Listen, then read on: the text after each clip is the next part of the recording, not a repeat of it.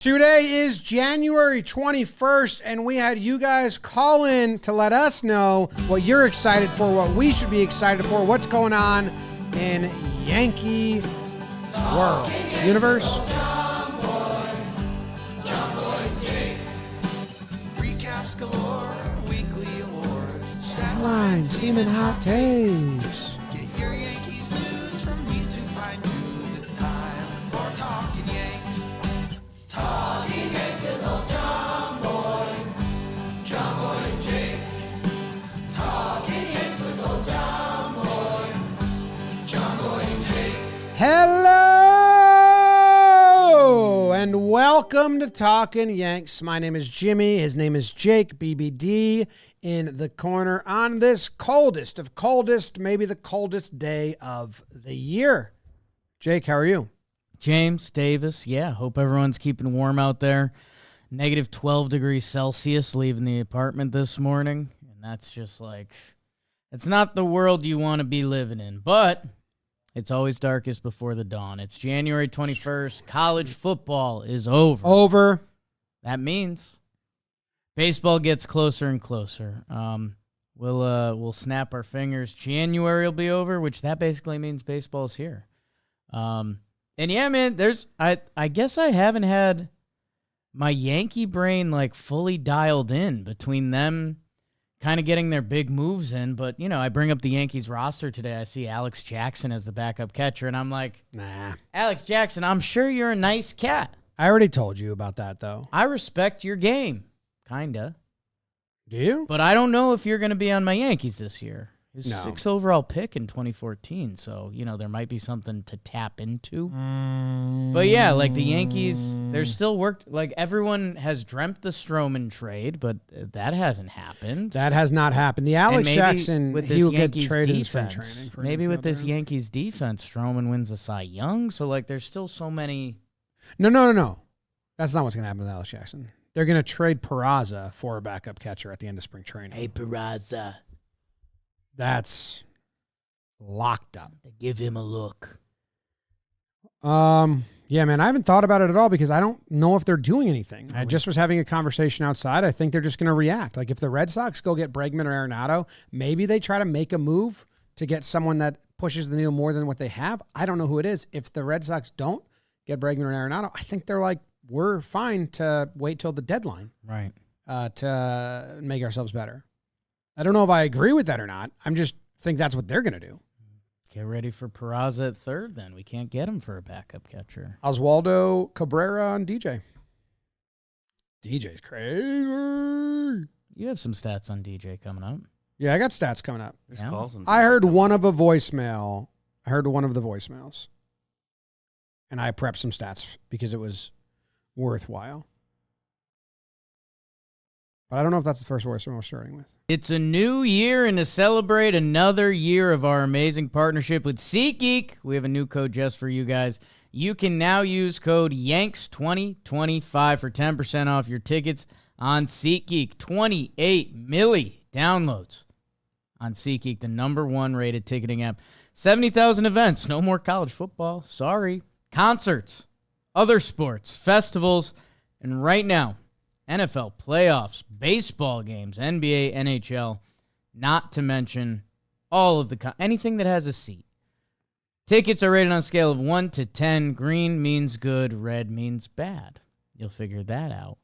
And you know that we came through for you guys. Yanks 2025, 10% off your next set of tickets at SeatGeek. That's 10% off any tickets with promo code Yanks 2025. Hello, boys. How we doing? One guy I'm really excited for this year is Jasson Dominguez. The reason is I think his swing is perfect for the porch. He's going to hit 25 homers this year. Okay. He's going to stay healthy. He's going to get better on defense, and he's going to be our superstar in the future. And I'm excited to see what he can bring to this freaking team that got better since last year, in my opinion. Go Yankees. Jake absolutely sucks. Whoa. Jimmy, I love you. Whoa. BBD, keep doing your thing. Go Yankees, baby. Let's go. Whoa. Are you pumped for Jasson Dominguez? The hell was that? Right at the end there. This is someone's first episode of Talkin' Yanks. It's just a nice sign That's off. wild. Perfect call. Threw me under the bus, hyped you guys up. That's what every one of us needs to operate. I take that as hyping you up. Yes. That's how we all need to function our best. And, our annual Yankees over-under episode, 25 is like a realistic, nice option. If he came in and he said, I think Dominguez is going to hit 33, we'd all go, okay. Like, I respect what you want, but then you'd probably get in the numbers and be like, no Yankees. The only Yankee rookie to hit that many homers has been Judge, and let's not put that on Dominguez, and let's see if he can catch a fly ball. If Jasson Dominguez has 25 homers, that's probably a nice year. It obviously depends what the other stats are, because I could also go to Volpe's rookie year. But Wow, he's a defense guy. Dominguez, Jim, I think you've made it a signature line, and I think you were just ironing out the kinks, and I'll let you deliver it now. But didn't you have a phrase that you were like, Dominguez, Jazz, and Wells are the Wells to this Jazzy team? Yeah. It's something like that, but Something I'll let like you that. say it. It was something like that where the season really relies on those three. Right. Two of the three have to be. Wells is the wagon, Jazz is the music, and the Martian will lead us to Earth. Let us know. Can you give me yours? I need the comments to remind me what my really catchy, clever saying was about those three guys. You got to dig a well if you want to hear the Jazz via aliens. This team flies as high as the Martian goes. Or Wells. Or maybe we get rid of the Wells and it's like I was in Austin. Something about Texas. Jazz being able to be heard from deep in the well or in outer space. Just gotta figure out what that was. Let us know what I said. That was so clever and cool. So how many plate appearances do you think the Martian will get this year? Verdugo got 621 last year. Is that are we running him out for 150 games? I guess we'd want to bring. Well, Glaber okay, got. I just caught myself because they did that with Volpe. Yeah. The thing I was gonna say is the easy caveat is bring that down a little bit because that's a full season. And the Yankees might debag Dominguez versus lefties. Like they don't believe in Dominguez versus lefties, so that could be 25 games that are out of his starts as well. Well, he hits a home run right now. He hits a home run right now every 16 plate appearances. Yes. So say he gets 600 plate appearances this year. Right. That's 37 and a half home runs. Right. Locked in. Right. So you want to up the number. Guaranteed. No, I am choosing faith. As you always do. And hope. That's what we lean on. Yeah. It's all you can have in trying times. That's why they prey on the weak and the hopeless. Well, you can have faith in humanity. You can have faith in other things. Faith in the process. I have faith in Jasson Dominguez. Okay. And hope. That's good. He's too cute for me to not be happy about his existence. I want them to get bats that he doesn't feel pressured. I want him to be able to feel confident in the outfield. Maybe go get the Volpe treatment, but that just depends on who's at third base. So, you know what I mean? I don't know if I want Dominguez and Oswaldo /DJ /Peraza getting that's the full season at third and left field because those are power positions where you need offense. So, Jim, we don't know where we're going if we don't know where we're from. Lewis and Clark. Mm-hmm. Last year, the rookie hitters. Colton Cowser led the American League with 24 home runs. In the National League, Jackson Merrill. Yeah. 24 home runs. Wow. The year previous to that, Gunnar hit 28. And then Casas, thick neck Josh Young, Yiner Diaz, 24, 23, 23.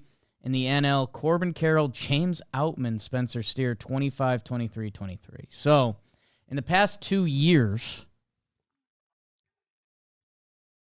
that 25 mark has been eclipsed once by Gunnar Fair then. And he is a rookie. He can win Rookie of the Year this year. He's a rookie, and I mean he's got experience. He's shown some flashes, and he's El Marciano. So let's check do it. out his Twitter profile header. Okay. It's 4 guys in perfect height order, which is cracking me up. They're doing the cell phone bars. Yeah. Yes. They're just a tower left to right. I like that too. And where do you think he lands in the tower? I'd assume first if he's with other ball players. No, I don't. Is this Jasson Dominguez's Twitter? Yeah. Gone Jass 7, according to Baseball Reference. This is what there it is. Beeb's got it up. It's just perfect. So he's not first. Nice. Second. I don't know who he's with. You're not assuming that first guy's a ball player? No. I don't think these guys just met him at the bar, took a picture, and he was like, I like that. I'm going to make this my background Good pick. picture. This is a good pick. God. I feel like you haven't looked at The Martian in a while. No. Statistically. He's on path. Like, I have it in my heart for him to be Weaver, Tanaka, Gary-esque. We can Like, those 10 days in 2023. Show me those highlights. We can really enjoy him next year. Yeah. We could. Yes. So I like that. Yeah, he's got a wide range. Yankees the only team to have a glove-first left fielder last year. I know that left field in the stadium's tough to play, but how many guys are glove? That's where you hide Schwarber and shit now. He could be our 3-hole hitter this year. No, Jake. Austin Wells hit cleanup for most of I last don't year. want that. I don't want that. I don't want pressure on him. Although I'm getting so worried about Goldie. Next voicemail. From Boston. What's up, boys? Jordan from Boston. Jordan! Want to know what I'm excited about this season? Not leading the league in blown saves. Devin Williams is such an upgrade over Clay Holmes in the 9th. How many times did we, end a series like Baltimore where they just completely fall apart in the 9th because they have a contact pitcher closing, a guy that isn't a closer in general? Devin Williams, closer, most exciting part about this offseason so far. Thanks, boys. Go Yanks. Yeah. I mean, a closer that gets strikeouts. God, man. Clay blew so many games. Would just like to throw in, especially seeing the end result, a chunk of that was also the defense. Yeah. That's... What was a bad mixture? Yes. That's what he's saying. Sinker ball pitcher. Yes, Clay got a new job as a starting pitcher, maybe, across town. The formula was clearly broken. Bad defense, contact pitcher. Devin Williams is one of the best at his craft. And him and Weave Dog, man, there is something that hasn't been quantified in baseball about having the back end of your team be a core part of your team's identity. I think it's part of the reason Baltimore took a step back last year. Bautista and Yennier Cano, when he broke out, that was so significant. When you got to the 7th inning, the game was over. Hope was over. Those guys were pitching out of their dome. The potential for Weave Dog and Devin Williams to have that is it's pretty cool. Devin Williams FIP last year, 206. That's good. Clay Holmes, 302. Also good. Not as good as Definitely not. 206. And Williams really good. Really good. Let me say, Clay Holmes whip 1.3. That's not good. not good. Devin Williams whip 0.96. Just a reminder for the people. Devin Williams, the last 5 years, 222 innings, so more than a starting pitching workload, a 170 ERA, 361 strikeouts in those innings. I have a question for you. Sure. Does Clay Holmes' blown win count as a blown save? Yeah. Depends what the score was. If he blew a lead, yes. If it's a tie game, I don't He think did, he but would. then come he got the Blown save, comma, win is usually how that usually BL, comma, W. Yeah, they don't have the BL on here. They just have Where they're BW. where the runner's not his or something. Ground out, reached on E6, wild pitch, ground out single, and that took a 4-2 game to a 4-4 game. And then The error do something there. And then the Yankees took the lead 6-4. He comes in, hit by pitch. He hit Christian Walker, got a strikeout. The Ferg replaced him. The Yanks win. Who replaced him? The Ferg. Is he signed yet? Do we run that back? I think Pirates. Justin Wilson style? They're going to go get their lefty. Pirates bolstered their offense with that. One of the reporters recently was like, Yeah, Pirates. Yankees want a lefty reliever. Like scratching and clawing. So that's good. Okay. 1, 2, 3, 4, 5, 6, 7, 8, 9, 10, 11, 12, 13 BLs or 12 BLs and BSs. Mm. And then the blown one. How many did he have? What's the record? Did he have 13 in the end? That's the number in my head. So then they would have counted it. Which it makes sense. He did blow it. Blown save. Oh, my goodness. That's such a good gif. Yeah. Mark Teixeira screaming that at the Blue Jays. My number one Mark Teixeira highlight. Oh, this is from AI. Clay Holmes, a right-handed pitcher for the New York Yankees, blew a major league leading 13 saves during the 2024 regular season. This was the most blown saves by a Yankee since Dave Righetti in 1987. Holmes' blown saves included a game-ending grand slam by Wyatt Langford. That was a bad one. I remember that. Holmes' ERA and WHIP have increased each season since he joined the Yankees in 2021. Not great. Holmes' blown saves were a career high, but only one off his total entering 2024. Combined total? Probably. Holmes said he didn't evaluate his season based on blown saves, but that he wanted to get the save and win the game. Okay, started to sound like a robot at the end. Right. AI. Starting to sound Went like informative to trying to be human. Yeah. Yeah. All right. I'm excited for Devin Williams, too. And strikeout guys in the bullpen. Except Tim Hill. They haven't signed him yet. But they said other lefties in that article. That Yeah. what I'm referencing was Tim Hill and then Hill and Boogaba, Chafin, Gaboogaba. I think, are Chafin, not the happening. two most discussed right now, Can't have it. which means Tim Hill. Yeah. Okay. Fernando Cruz, though. This is Eli. I'm calling from Queens.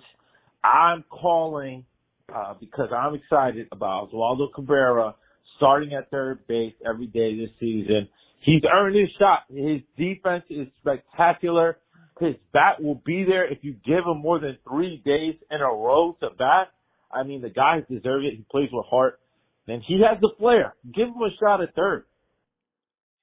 Hey, thank you, Eli. Yeah. And also, I think this is maybe Oswaldo Cabrera is a polarizing guy. It's not to the level where he's getting headline polarizing articles written about him, but it's like in the chat forums, he becomes polarizing because you have people like Eli saying, yo, I love what this kid brings. I love his energy. Right. Like, play him every day. Last year, he did hit. I was saying play him every day. And then you have the total opposite opinion I see everywhere as well. Like, yo, he's only good because they used him in advantageous spots. If he played every day, he would get, like, exposed. And his best availability is versatility, which is what Boone said to us on the show. And I could lean both ways on it. Yeah. And obviously, I want them to go get a better, more proven option because we still got Volpe, who's glove first, no offense, and I want to give the Martian full run. So I don't want to risk Oswaldo Cabrera for one, as I already said. But I also do want to see this guy get everyday run. Right. But we also saw it in 2023, and it's statistically the worst offensive year a Yankee has ever put together that got as many plate appearances, like in the history of the program. Right. So do you have a lean here? I very much like Oswaldo. The versatility is an impressive skill. I mean, I think we got an Oswaldo story this offseason that he's working on his right-handed hitting, which that popped my balloon a little bit. Because it's like if that was going to be an option, then I don't like what we did last year. So I don't know. It's kind of funny if you're a WAR person. Oswaldo's rookie year, he racked up WAR because his hitting stats ended up there, and he was playing crazy defense. He was like the best right fielder in 11 games or whatever it was. And then negative in 2023, as was the whole team, but the vibes were all off, and Oswaldo's vibes. That he ended up being a contributing player last year. Obviously, the offensive profile isn't there. The Oswaldo split that we did a ton last year in his last 44 games that are spread out. He was like a 290 hitter, 350 on base. From the left side. I just did it. But but it's mostly the one when I was It kind of stopped. Yeah. when I was excluding the other side, his numbers were very good over the last 100 at bats. They're good either way. It's just what do we think Oswaldo's ceiling is? How do we think that fits the team? And I don't know. It would be a cool story. Has Oswaldo earned playing time? Yes, and we kind of fought for that last year. I guess there's just a lot of frustrating notes that, okay, let's say they do hand the keys to Oswaldo and the Yankees are done offensively. Are they going to give him third base? Because I do think that's a stronger position than second base for him. And then if they're moving Jazz back to second base, then they're not admitting errors from last year when they could have dealt with that during last season. So, one of the plays that gets overlooked in that inning is the Volpe to Jazz play that, I don't know, another third baseman could maybe make a play on that, and that's not a play, and that inning doesn't happen. So, I don't know. I obviously like Waldo. I think the dream for Oswaldo Cabrera is every year he comes in as the first man off the bench. Whether that's left field, whether that's third base, whether that's shortstop. There's going to be injuries. He's going to get, depending on the year, 250 to 400 at bats. And if he gets that opportunity and he somehow puts up an 800 OPS, then you put him in the lineup. But I don't know what his bat truly has in it. Yeah, I don't know. He was really good against as a lefty against righties, but if versatility is his game and he can switch hit without looking like a doofus, you work on that. I'm not going to tell him not to work on that. His numbers in the second half, July on, I think are just really good. Yeah. It's if they went out and they signed Martian wasn't around and they kept Soto and they kept Soto, had the offensive firepower there, I wouldn't be opposed and got another bat like Goldie or Belly, you know what I mean? Right. Like Soto and Belly in the outfield. I wouldn't be opposed to giving Oswaldo a run as a platoon guy. They're going to platoon him with DJ unless they make a move. As of right now, they're going to platoon him and DJ until DJ crosses the threshold, right? Because I think What are you talking about? Well, I just think grievance-wise, clubhouse-wise, being a respectable organization-wise, despite the ruthlessness fans want, they are going to let DJ play himself into or out of the roster. They're going to eat his money, and that might be a month of hell for us or the best redemption story in the world. Just strap in, because they can't just cut him with no, you know what I mean? He's a guy that's done stuff for them. He's respected. They're not going to treat him like that. They've had players less respected that did less, that they gave longer leashes. So as of right now, Jazz goes to second. Oswaldo Cabrera and DJ are probably your platoon lefty, righty, third baseman. I don't love it. And they might make a move, but if they don't, that's what I think it's going to play out as. And part of me wants to say go Oswaldo, because if he brings that energy every day, right, him and Jazz in the infield, and then rock steady gloomer Goldie, just personality wise, that's nice. I think he's very well liked. Goldie? Yeah, but he's just void, right, of emotions. I don't think it has to be negative emotion. I think it's just void. I don't think he gives off gloom. I didn't mean you said gloomy. I agree with gloomy, but I'm not trying to be negative. Like a guy that's in the room that doesn't smile, he's like, hey. I think he has smiles. I think he's just like. Did you watch his press conference? I think he's just like full-blown dad. I have him and DJ being quiet. Like if they're on the corners together, I have it being a quiet infield. And Volpe's not speaking. It's loud up the middle. Jazz is like, this stinks. It's Give loud me up some the energy. middle.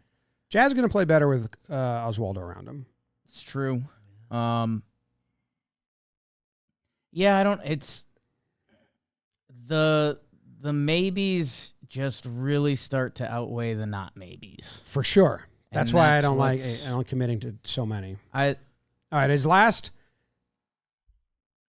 from July on, as a lefty facing righties, small sample size, 84 plate appearances, but it's a 329 batting average, a 398 on base, and a 493 slug. He was locked. Yeah. What if I bring this back to June?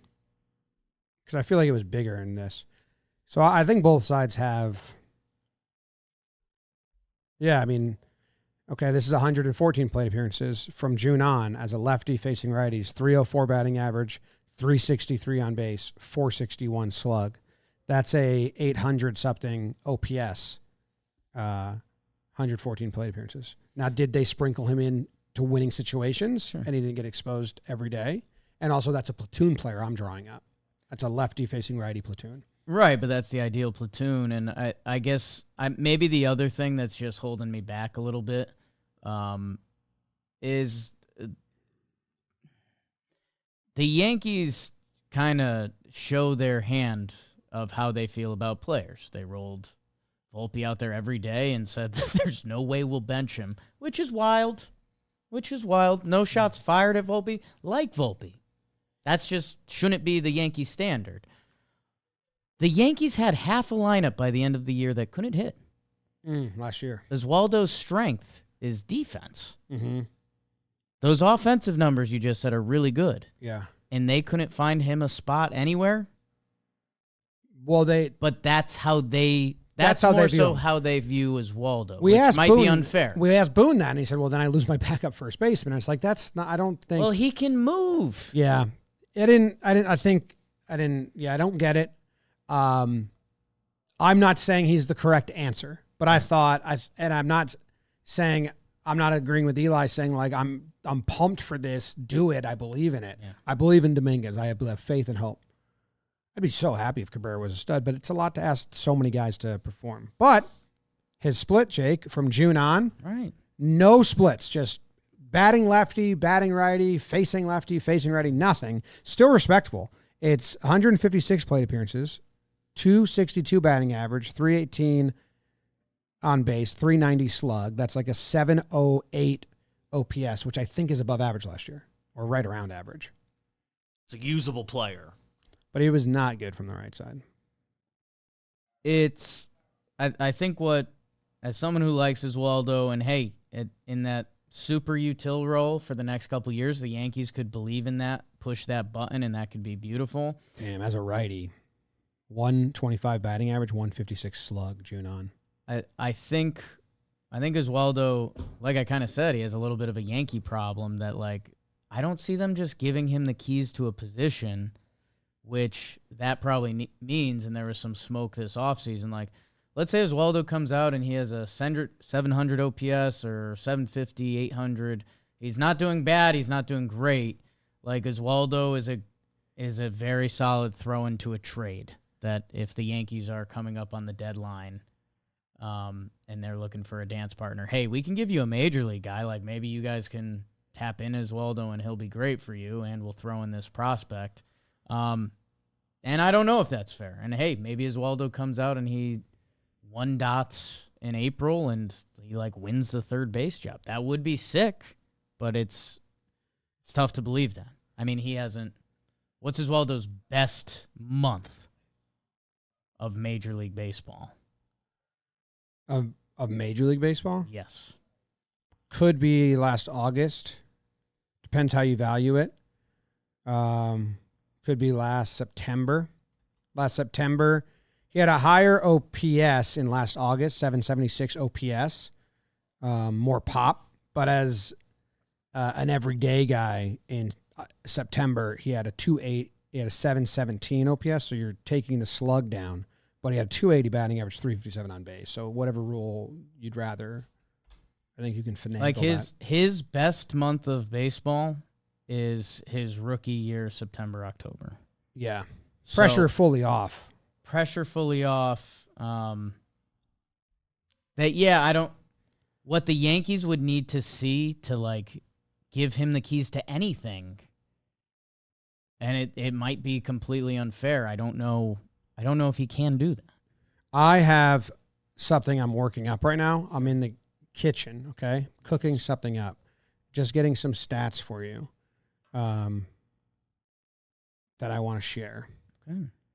And I'm going to then, you've already heard some of these stats. Sure. What I'm going to do right now is I'm going to make a video in the middle of the podcast, a plea to Oswaldo Cabrera, because you said you saw an article where he's working on his right-handed swing. Yes.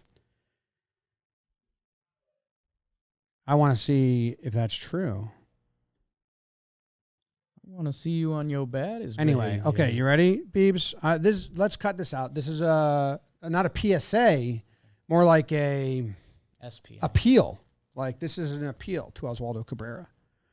Okay, is everyone ready for this? This is going to be monumental. Probably change course of Oswaldo Cabrera's history right now. Okay, we say last year, Oswaldo Cabrera, as a right-handed hitter facing lefties from June on, when you were great, you were not good. 0.97 batting average as a right-hander facing lefties. 129 slug.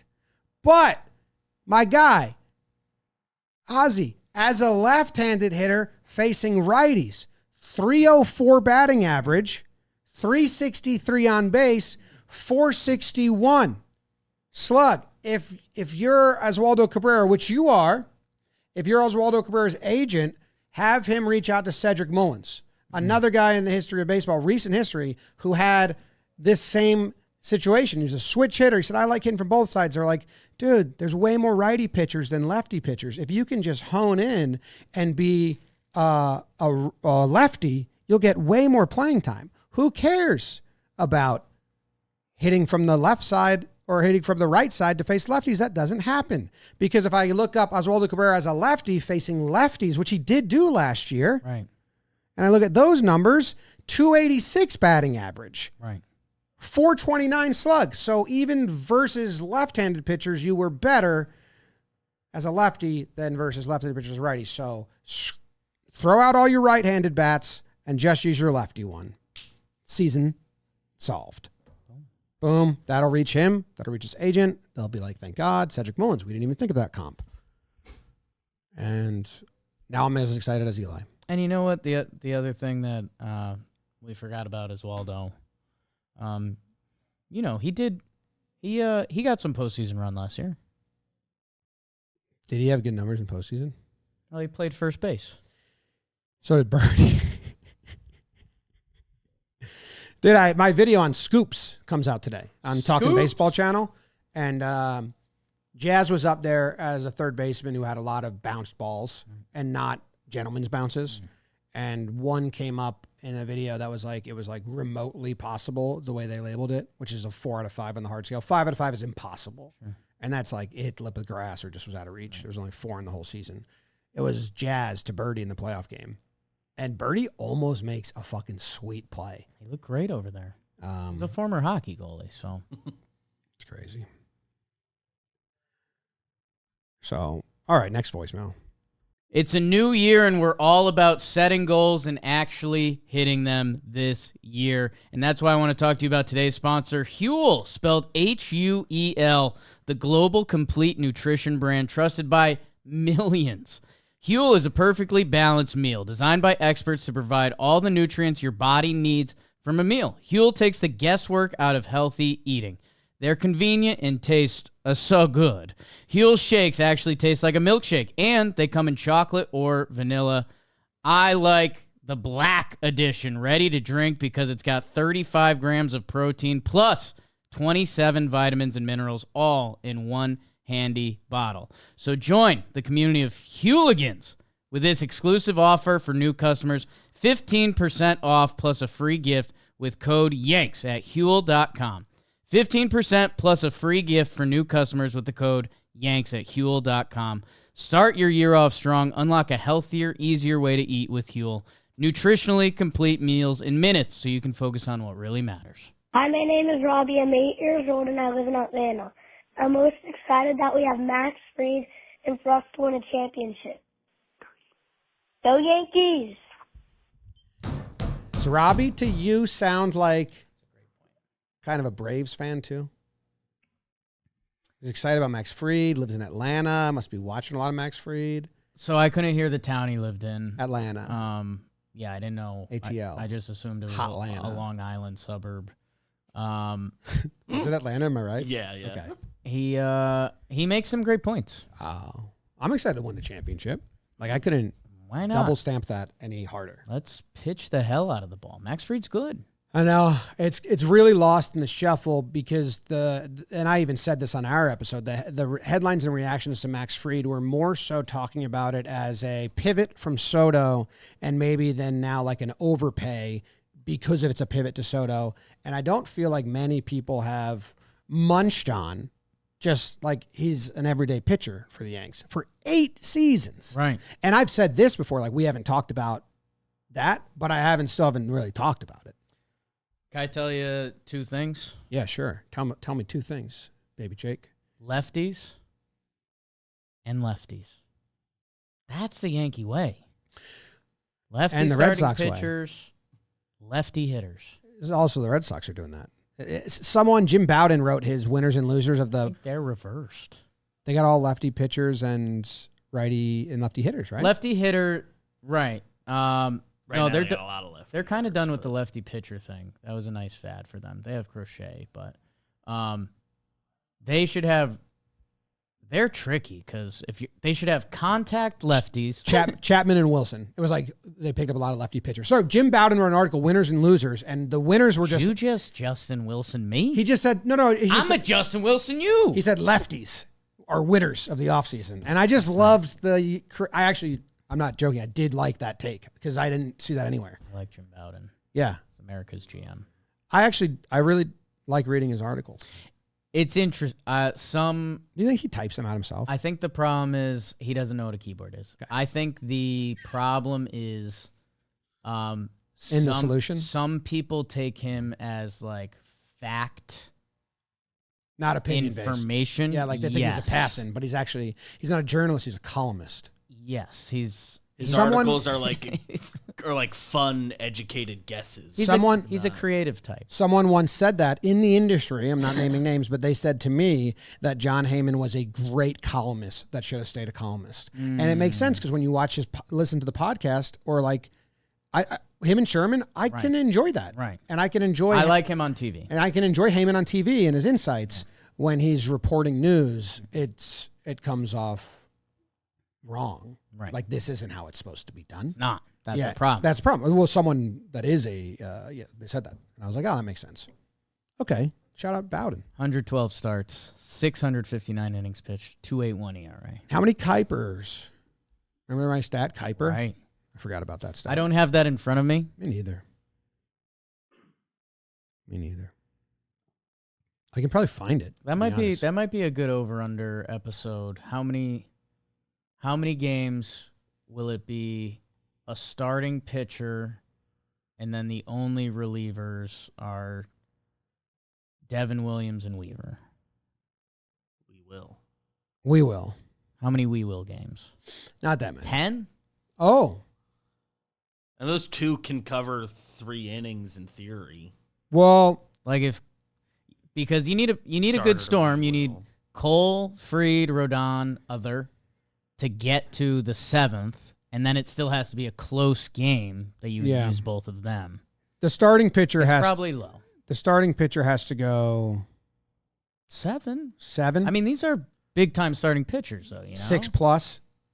Yeah, 6 and change. you'd want to lean 7 With the just weave. because they could get out of that inning with Tim Hill Okay. or Andrew Chafin. How do I do on Baseball Reference? Game Finder pitching. Game Finder. Game Finder pitching. Any season? No, last season specifically. Statistical filter. Innings pitched, Jake. 7 or more. Yeah. Player filters, team. Any team. I mean, Yankees. Max Fried had 10 7-inning plus starts last year. That's great news. You like that. How many did the Why doesn't Joe's like him? He hasn't talked about him at all. Weird. Have you thought about the fact that I'm about to ask you a question that starts with different words? How many games do you think the Yankees starting pitcher went 7+ innings last year? The starting pitcher finished the 7th inning on the Yankees. You said Max Fried did it 10 times himself? Correct. That's cool. I mean, Cole missed a lot of the year and he wasn't built up. Rodon had some inning starts. 162 games in a season, in case you forgot. Right. I would put it back at 10. Nestor had a couple dog starts. I think Heel got It's higher than that 10. much Okay. a couple times, but I forgot about Nestor. But I introduced him. You give up? Forfeit? I already guessed. 17. Okay. 17 times. And the player to do it the most was Nestor. 1, 2, 3, 4, 5, 6, 7, 8 times Nestor did it. nice. Cole did it once. Heel did it once. Rodon did it 3 times. Schmidt did it once. And Stroman did it 3 times. So Nestor's gone. So returning pitchers, you're at 9. But Max Fried did it 10 times. Cole only pitched half a season. Mm-hmm. Sneaky word about Cole. Okay. Why not get him through spring training? And then I'll have all my fears. And then you let it go? Yeah. Oh, yeah. Okay. Yeah. Yeah. That's fine. I think he won. Max Fried won. Or I should say not. The Braves won 7 of his 10. That's good. The Yankees won 1, 2, 3, 4, 5, 6, 11 of their 17. Braves had a weird year last year. Weird offseason, too. Yeah. Yeah. Okay. Max Fried. I'm excited. I'll find out how many. I'll answer my other question maybe later. Later in the show, I'll answer the other question that no one knows what I'm Eventually. talking about. We got another voicemail? 8 years old, huh? Excited for the Yankees to be fucking awful. There's no way that anyone's going to sit here and tell me that the Yankees are better than they were last season. It's utter blasphemy.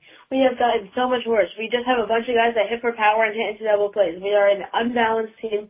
And after watching the breakdown last year in the fielding department, I get what Cashman's trying to do. But we are one more move away. We've been one move away. And I'm really nervous for the season. Yeah. Not excited. Can you run that one back? People might have missed the beginning. Sounds like he's in a bathroom. So excited for the Yankees to be fucking awful. What are those There's first no way 3 that words? anyone's going to sit here and tell me that the Yankees are better than they were last season. So excited for the So Yankees to be excited for the Yankees to be fucking awful. There's no way that anyone's going to sit here and tell me that the Yankees are better than they were last season. It's utter blasphemy. We have gotten so much worse. We just have a bunch of guys that hit for power and hit into double plays. We are an unbalanced team. And after watching the breakdown last year in the fielding department, I get what Cashman's trying to do. But we are one more move away. We've been one move away. And I'm really nervous for the season. Dude, I think that kid's talking in Not poetry. excited. I think the echo of the bathroom he's in and the youthfulness of his voice is disguising that. I think if you wrote out what he said, he's talking in poetry. Like, so excited for the Yankees to be fucking awful again. Right. That's a great sentence. And then at one point in the middle, I think it's satire. in the middle, he just says, utter blasphemy. And then at Good the phrase. end, the last, is there a transcript on the voicemail? Sometimes they make transcripts. At the end, he was like, I don't know what he said after utter blasphemy, but I think it was poetry. And then his last two lines were really good as well. I think, well, One more move away. We've been one move away. I'm really nervous for the season. We're not Yeah. we're one Not move away. excited. Not excited. Like if you Not type that out, excited, if you Phil. type that out, it would be the spacing and the enters would be like, that's a poem. I might have to do that. on my I own think time. BBD, I think you might have to connect the last two voicemails, like in real life. Like I think those kids just need to have lunch together and argue about the Yankees. every No, day. the Atlanta kid is going to get so dragged down into negativity there. No, they're the perfect balance. It's the Hi, my name is Robbie. I'm 8 years old and I live in Atlanta. I'm most excited that we have Max Fried and for us to win a championship. So that kid, his So dad. excited for the Yankees to be fucking awful. There's no way that anyone's going to sit here and tell me that the Yankees are better than they were last season. The Utter blasphemy. That kid number 2 is hiding from his parents to make that call. He doesn't want to get in trouble. Right. Kid number 1, the dad dialed and said, "Here, say it." I could see it going the other way. I could see dad number 2 being oddly proud. Okay. Like that's more of a macaw repeating what it's heard before. No, those kids would be delightful because I have kid 2 being like, Jazz Chisholm's a really good solution if you're trying to lose the AL East. And the first kid going like, I really like Jazz. He's fun and he's really has a good chance to be great next year. And then the other kid would say, yeah, great if you compare him to Mets players. And it'd just be like it would be a really good, a poetic back and forth. Okay. Satirical artwork. Awesome. The Dodgers have signed Kirby Yates. What? Oh, He was so yo, good last year. the Tanner Scott news to me. I tweeted out the gif from Step Bros where like now the tuxedos are fucked up. I tweeted like- that. I think Jake tweeted about the same thing. Oh, really? Yeah. I didn't see that. That was my response. Was this same brain? Guess Kirby Yates' ERA last year. 2.17, Lower. 1.75, Lower. 1.25, Lower. 1.8, You went up. 1.08. 117. Kirby How Yates many follows the warehouse games. You like Kirby Yates. Dude, I do. Well, yeah, because Former I like Yankee farmhand. because I like. JT Yates, TJ Yates. That's TJ Yates, your favorite both quarterback. both of the Yates follow warehouse games. That's good.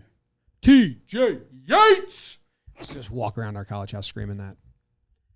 I need the full Kirby Yates story. That's so 'cause funny. He's kind of from How much did Hawaii. Jake beat me by? Because I was late to finding out that Tanner Scott news. Please, Jake tweeted please, it at please. exactly noon. High noon. That's when I tweet. Scheduled. You Our alarm goes off at 11:57. Ha! Figure out a tweet, dummy. Noodle, say something. you tweeted it at 12:16. Wow, I did not see yours. What happened in those 16 minutes? Same. I had to download that from Google because it wasn't available on my Twitter keyboard. Did you have to do the same? I acted it out. Nice. Just new AI. Just put my wigs on. Whatever. More going to the NL. Great. How much is deferred? Hell, man. Crazy. Well, Tanner Scott won as a Yankee fan. The Red Sox were in the bidding and the Cubs outbid, but the Red Sox also outbid and the Blue Jays are outbidding but losing out. So like the Dodgers are Dodgers are getting like everybody to defer. I just answered this question on more John Boy. Someone asked if good or bad for baseball, whole debate, which I don't need to do right now. But it's definitely interesting and it's a good conversation. But the Yankees should be the Dodgers of the AL. The Dodgers are doing all this shit. So now you have the Mets, the Phillies, the Giants, the Diamondbacks spending all this money to compete. You had the Padres try to do it for 3 years, and then now they're bowing out, being like, all right, you guys try. You guys try to take them down. We couldn't do it. You spend. We'll give you the guys. No one's doing it in the American League. The Yankees are the leaders, but they're not forcing the issue amongst other teams in the AL. Right. as the Dodgers are. So the Yankees are just like comfy right now. Well, and that's where if the Red Sox make a big move, I think they react a little bit. That's where, I don't know if we're doing our annual potential fears episode, but, there's some smoke and fire with Bregman and the Red Sox again, that if they sign Alex Bregman, the team currently competing with the Yankees for best team in the American League is the Boston Red Sox, and anything can happen in a baseball season, that if the Boston Red Sox win the division by 1 game, then the Yankees are playing in a 3-game wild card for their season to end.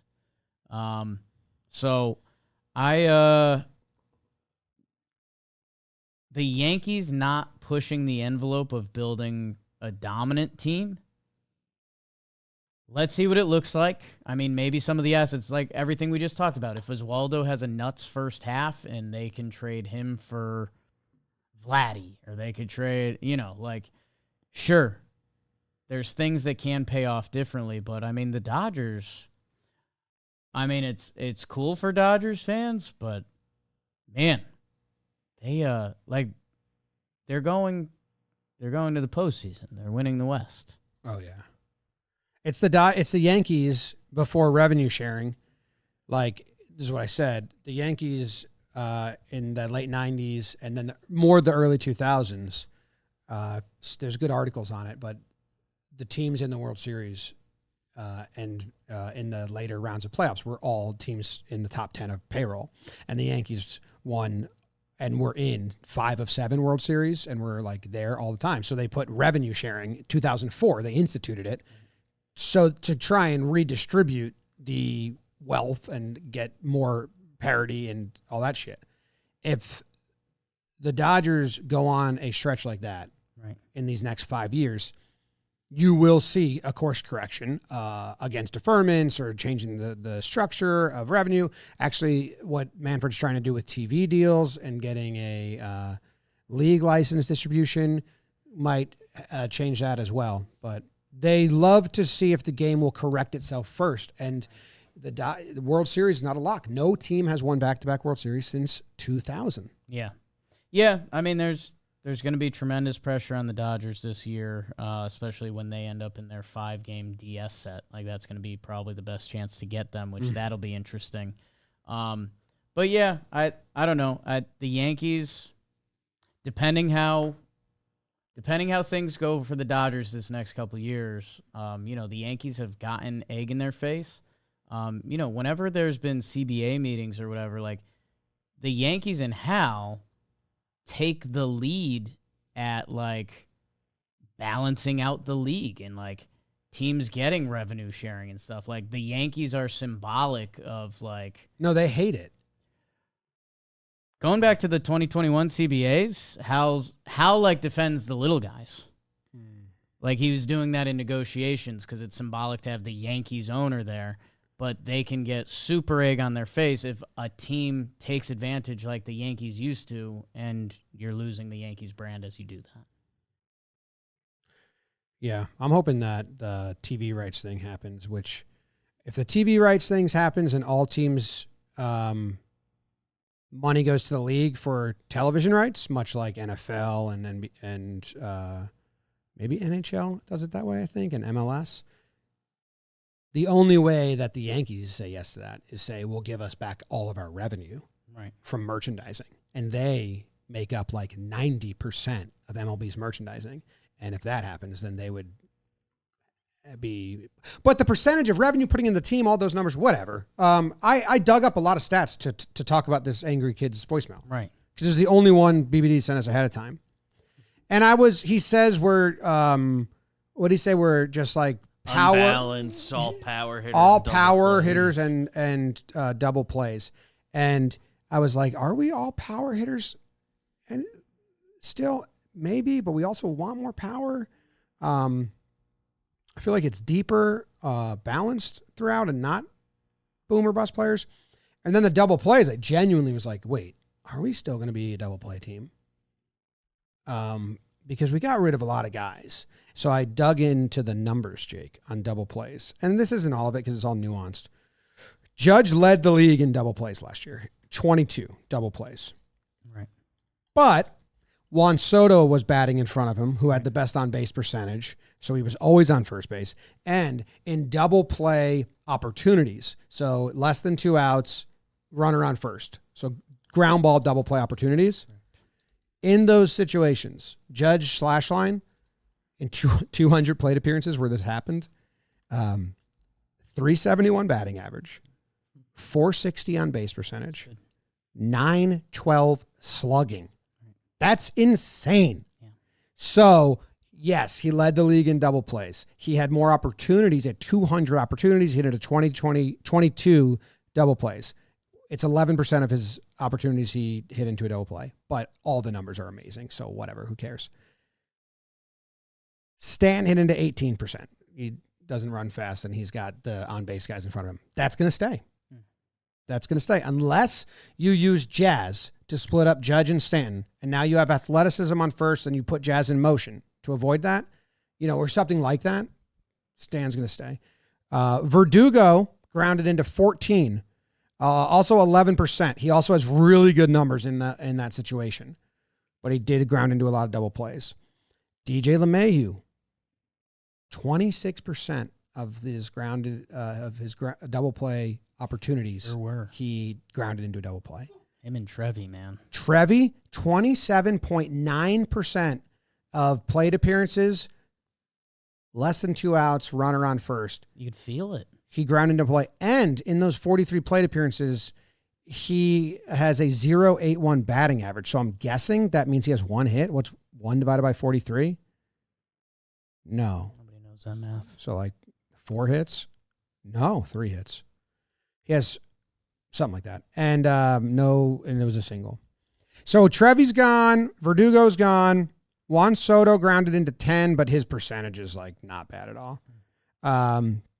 Because they never had a leadoff hitter. Trent Grisham, he grounded into a lot when he had the opportunity to. Tired. Yeah. Goldie grounded into 20. And that scared me. Yeah. I was like, oh, I don't know. Oh, and his stats in that situation are awful. So that, I didn't like that.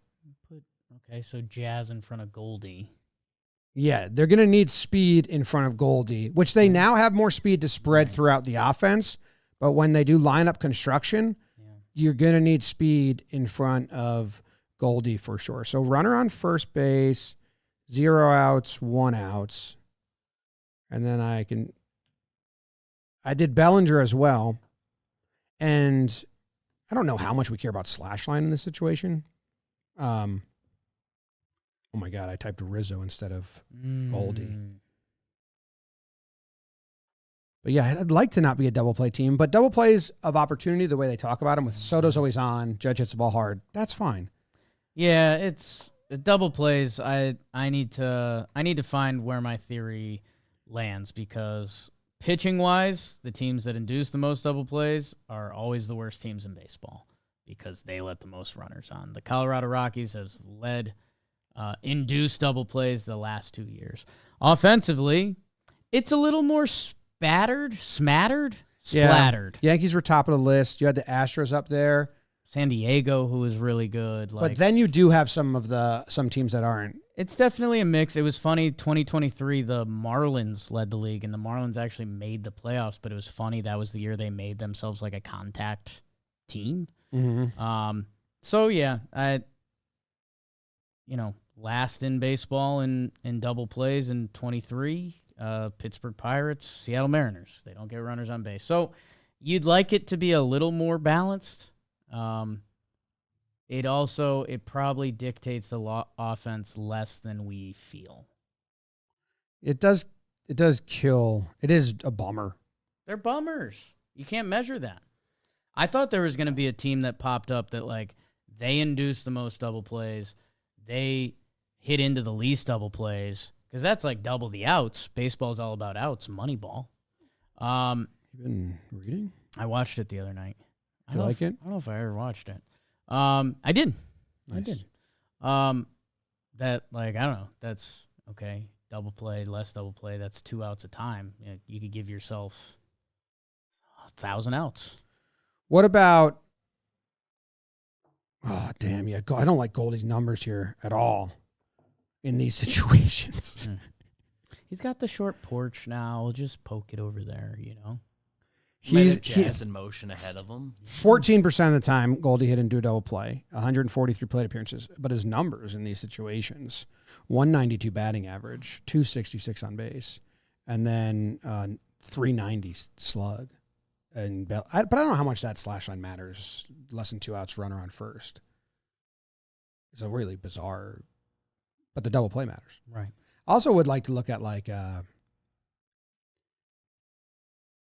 no outs, because those are the most brutal. Ooh, I think I disagree there. Inning-ending double play. Yeah, that's a game. That's a game changer. First batter gets on. I've referenced that commercial.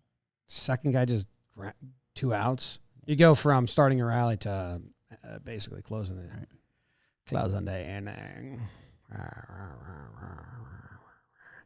All right, so double plays. It's also personnel. So I think they're going to get better here, but also if the on base is good, no, because you had no one run. That's what I looked at then. Which runner on first got doubled up the most? Because one, you got good on base percentage, and two, you're slow of foot. You're not going to get put in motion. So Verdugo was on first 12 times, and he also hit into 14. So that's 26 times he was part of a grounded into double play. Judge is 14 and 22, so that's 36. But again, I'm not really knocking Judge because he was. I didn't mind awesome. Judge's year last year. Yeah, no, me neither. Soto 20 times of the Judge 22 probably. So yeah, I mean we're gonna have less double plays because we're not gonna have Soto get on base at a 400% clip. Right. Addition by subtraction. Huge. So our kid that was mad about the double plays and not getting better because we lost Soto. Yeah. Maybe you just answered your own question. I don't think his point about the power thing's real. Oh. I'm begging for more power. It's a little angry. Remind you of you? Gotta let that out.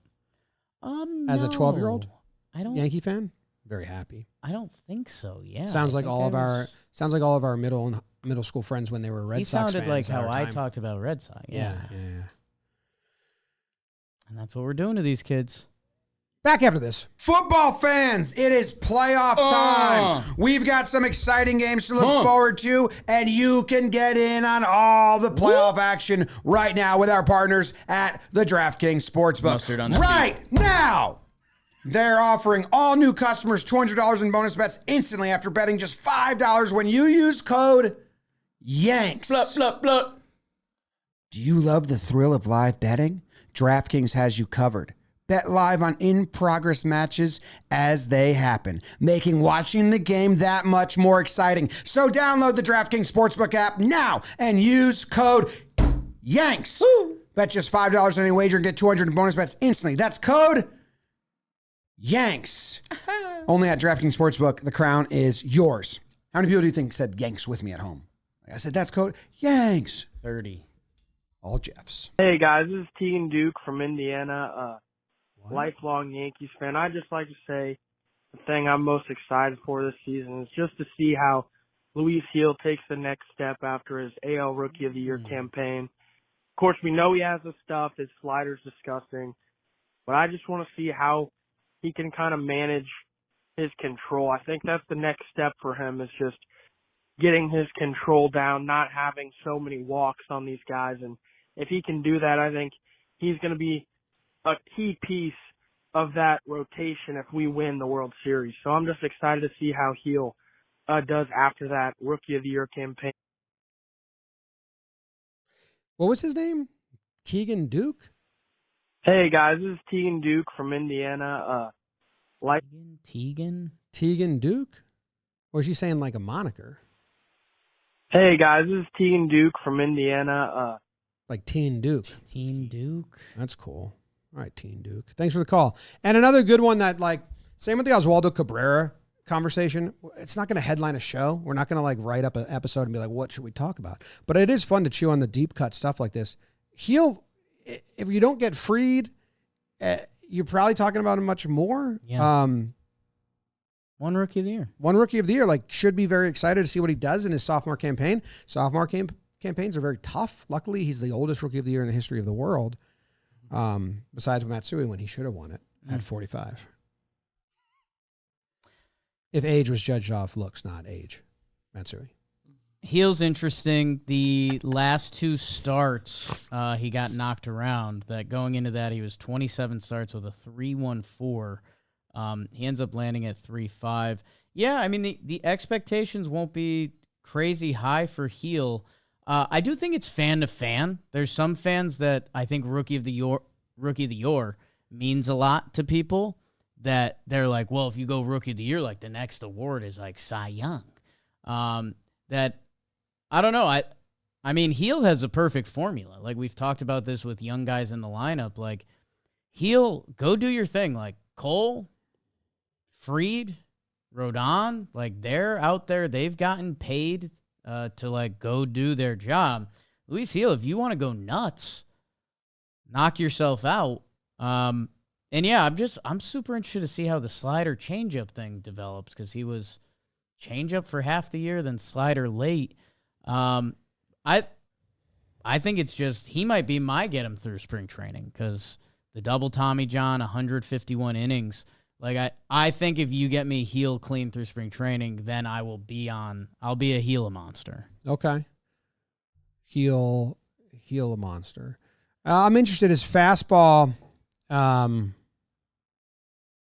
started to get hit a lot. Like, the slugging on his fastball in July was 649. In August, it was 636. The first 2 months, no one was touching his fastball, and probably approach just became don't chase at all. And then he was changing his secondaries a lot. So I'm interested to see if he comes with a new pitch, because you've seen Judge win Rookie of the Year and come back with a new approach. You've seen him have really good seasons and say, well, now I'm going to change this. Like, be ahead of the curve. Like, is he going to come with a 2-seam? Because just to ride every now and then off that fastball. Because the 4-seam's fast, but what if he can dial back the arm speed and get a little bit more movement? That's kind of like my excitement for spring. He's definitely going to be saying he's working on a pitch, but what does he actually do to get ahead of the curve and keep things moving and guessing? Cutter, he wants to find his changeup more. Like, there will be Heel pitch mix fodder. Because he was 3 pitches last year. Wow, changeup got actually rocked in September. Had to come off it. Expected numbers got rocked. Actual numbers did not. Interesting. I'm excited for Heel. Luis, that is.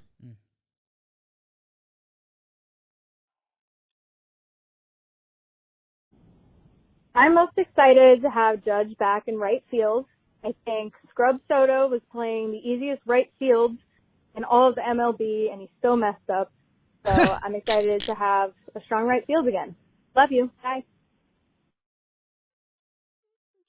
Love you too. Dude. What was that Soto nickname there? Scrub Soto. Whatever. I'm also excited to have Judge in right field. I truly am. So much so that we're gonna end this on some Judge right field highlights at the stadium. Okay. That's what we're gonna end this on, because like, he's really good at stopping doubles in right field. And she's right. It is an easy right field. So I'm not saying Judge is an all-time great outfielder or whatever, but his skills play rather well in right field. And Soto couldn't even really conquer that. It's a short porch. Yep. It's not a very high wall. He is a very tall man. That's true. He has a very strong arm. It's true. It's a really good combination out there. Everything Jake's saying is right. Driven to right. Judge to his left towards the track. That's over his head. One hops the wall. He'll fire towards second. Close play at second. In time! One hop up against the wall. Judge plays it beautifully, fires in, holds Seager to a single. On the run is Judge, and he's going to play it off the wall. Mullins going for two. The throw is in time. What a throw by Judge. Will fire into second behind the runner, and he's out. Judge will cut it off. Garcia's going to try for third. Here's the throw, and it is in time. He got him. For a base hit, multi-hit night. Max Stassi to the base of the wall. Judge has a chance at second. Tag is down. Plenty of time, and they cut him down. Base hit right field. Wilkerson will round third. They're waving him home. Here's the throw from Judge. Here's the play. He is out. Fly ball down the right field line, giving chase is Judge. And it's a fair ball. Judge plays it quickly, fires in, and he is out. Oh, what a throw. But hey, Aaron Judge settling underneath, and Matt Joyce going to tag at second. But he's going to think twice and stay there. Good strong throw from Aaron Judge. Punched out to right field. It is a base hit. That's going to go into the corner, fielded out there by Judge. Vasquez going for two. He is out. Oh, what a throw by Judge. Bautista makes the turn. He's going to third. The throw from Judge in time, but he got in ahead of the tag. What a throw by Judge. Beautiful stuff. Thank you for everyone calling in. Appreciate you. Go Yanks. Tell them, Grams. Go Yankees.